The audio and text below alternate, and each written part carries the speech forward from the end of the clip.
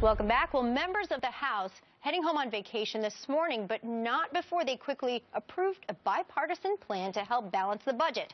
It avoids a government shutdown, saves $85 billion, and even rolls back part of the sequester.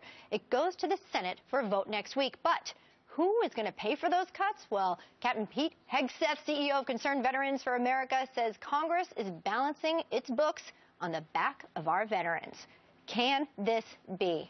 How? It can be. And why? Because Washington has been so unwilling to reform the way it spends money for so long, they look for easy places, safety valves. And one of those in this deal was retirement. Retirement for folks who are under the age of 62 who have served a full 20 years in the military.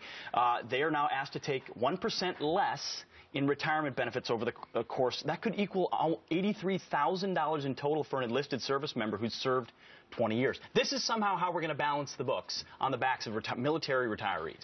See, I'm looking at these numbers and I'm seeing that's a huge deal for a veteran and their families, okay? But I'm not seeing how that can sort of crack into the issue that is our deficit. It doesn't fix our long-term debt trend lines. Of course, this deal did nothing about entitlement reform, mandatory spending reform, which are the big drivers of our debt and deficit. Instead, you're tweaking on the margins of military retirement. And you know what's more damning about this is that we're breaking the trust. We've made an ironclad promise to those who put their lives on the line. Hey, if you do, we're going to provide for you in the future. And the president made a statement about this deal. He said we can't break our trust with our seniors, and he was implying entitlement reform. Well, my goodness, yes, we shouldn't. But what about the promise we made to veterans and to those who serve?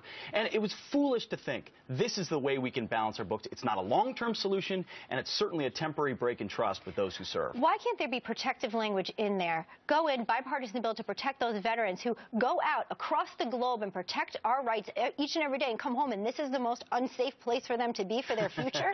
They get nothing but uncertainty. So the economy gets certainty for 2 years, right? That was one of the good things about this deal. And the defense spending and sequester goes back to DOD, and that's good. It gives them a buffer. But the uncertainty this provides veterans and military families who are now going to see their pay increases decrease over the future because, again, Washington cannot get out of its own way and address the big debt and deficit problems. Veterans know that's a national security threat, too. So you're going to take from me, rob for Peter, to pay Paul because Washington can't get out of its own way. Sure, and breaking the hearts of those who've done this for centuries, decades, and those who may be interested in joining in. What do they have to look forward to? And those in the future. And there are reforms to make on this issue, on retirement. But how about for those who haven't entered service yet, but don't break trust with those who have?